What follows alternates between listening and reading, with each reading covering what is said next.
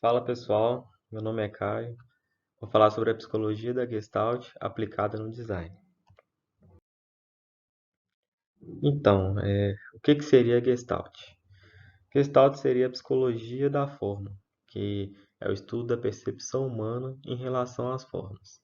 Apesar de nós seres humanos estarmos cada um em um contexto diferente e termos uma percepção diferente, o nosso cérebro tem alguns padrões de comportamento que às vezes são até involuntários. É com base nisso que esses três psicólogos formularam as leis da Gestalt, que eu vou explicar mais para frente. Sobre as formas, que seria aquilo que nós visualizamos, a gente tem quatro atributos, que é formato, tamanho, cor e textura. Com a manipulação desses atributos, que conseguimos aplicar as leis de Gestalt. A gente vai ver mais para frente que uma simples mudança no tamanho, na cor, a gente já consegue trazer uma percepção totalmente diferente para o usuário. Essas são as 8 leis da Gestalt, eu vou explicar cada uma delas. Então, antes de falar sobre as leis, eu queria falar do principal princípio da psicologia da Gestalt, que a maioria das leis aplicam esse princípio, em que o todo é maior que a soma das partes. Então, o que seria isso? Bom, na primeira imagem, a gente tem uma bolinha. Na segunda imagem, a gente tem várias bolinhas, que são várias partes. Entretanto, o nosso cérebro compreende isso de outra forma. A gente consegue visualizar aqui um quadrado, mesmo que não tenha um quadrado desenhado. Então, a gente compreende o todo através da soma das partes. Isso seria esse princípio. A lei da unidade, por exemplo, usa esse princípio, em que a ideia dela é que enxergamos o todo através das partes. A gente vê aqui essa propaganda da Heinz, em que tem vários tomates, mas a gente consegue entender a imagem que eles querem passar de um ketchup.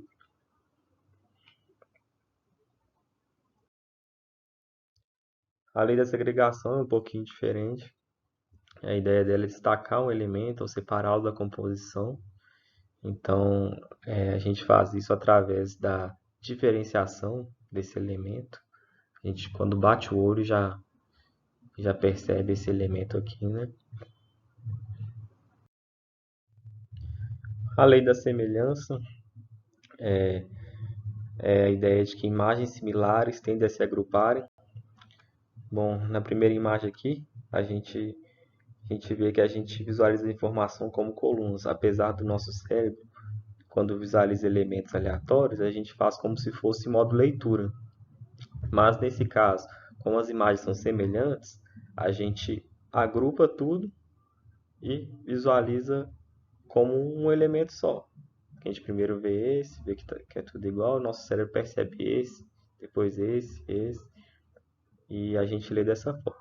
Na imagem seguinte, são os mesmos formatos, entretanto, as cores são diferentes. E como a cor tem um peso mais forte, a gente acaba visualizando da forma que o nosso cérebro vê mesmo, que seguindo as cores. Bom, a lei da proximidade, a gente vê ela muito em design de sites, layouts, em que elementos próximos tendem a se agrupar. Isso aqui fica claro pela aproximação aqui, que temos dois grupos diferentes, né? A lei da continuidade quer dizer que a sequência de elementos dá a sensação de seguir uma direção. Então, aqui a gente tem uma sequência de elementos repetidos que nosso cérebro direciona como se fosse uma linha. Pode ser uma linha reta, uma linha curva, mas a gente tem tendência a seguir essa linha. Isso também pode ser muito usado para guiar o usuário.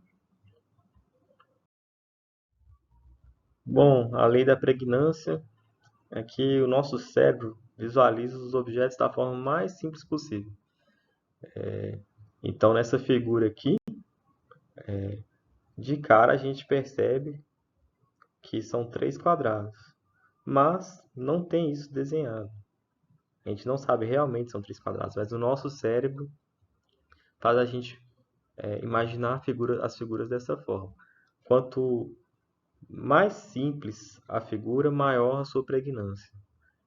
Quanto mais difícil de assimilar, menor sua pregnância. Normalmente, figuras geométricas bem conhecidas que a gente tem contato desde muito cedo, como quadrado, triângulo, círculo, normalmente tem uma pregnância maior, porque já estamos acostumados com isso. E as últimas leis, que é de fechamento e unificação, que tem a tendência a completar elementos que faltam para compreender a figura.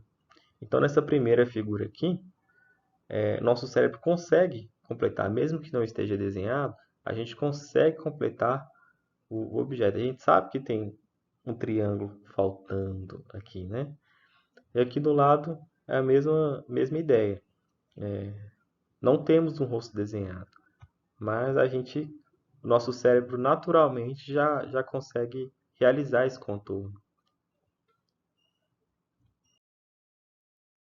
Bom, então, como a gente pode ver, nós seres humanos temos um certo padrão de visualização dos elementos, né? Então, quando a gente cria um design de um site, de um aplicativo, de um livro ou um produto qualquer, é importante levar em conta esses fundamentos.